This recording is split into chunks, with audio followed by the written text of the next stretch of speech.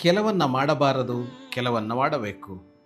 ಹಲವು ಪೂರ್ವಜರು ಹಲವು ಅಂಥ ಪಟ್ಟಿಗಳನ್ನು ಕೊಟ್ಟರು.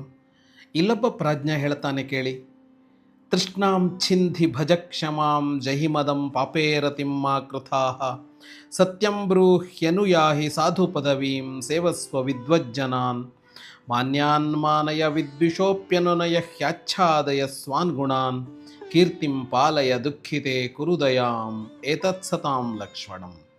ಆಸೆಗಳನ್ನು ಅತಿಯಾಸೆಗಳನ್ನು ಕತ್ತರಿಸಿ ಹಾಕು, ಸಹನಶೀಲನಾಗು, ಅಹಂಕಾರವನ್ನು ಗೆಲ್ಲು, ತಪ್ಪಿನ ಕೆಲಸದಲ್ಲಿ ಆಸಕ್ತಿ ಬೆಳೆಸಿಕೊಳ್ಳಬೇಡ, ಹೇಳಬೇಕಾದರೆ ನಿಜವನ್ನೇ ಹೇಳು, ಸಜ್ಜನರು ಸಾಗಿದ ದಾರಿಯಲ್ಲಿ ಸಾಗು, ಜ್ಞಾನಿಗಳನ್ನು ಸೇವಿಸು, ಗೌರವಿಸಬೇಕಾದವರನ್ನು ಗೌರವಿಸು, ಶತ್ರುವೇ ಆದರೂ ಸಮಾಧಾನ ಪಡಿಸಿ ನಿನ್ನವನಾಗಿಸಿಕೋ, ನಿನ್ನ ಗುಣಗಳನ್ನು ಮುಚ್ಚಿಡು, ಹೆಸರನ್ನು ಉಳಿಸಿಕೋ, ಯಾರು ನೊಂದಿದ್ದಾರೋ ಅವರ ಕುರಿತು ದಯೆ ಇರಲಿ.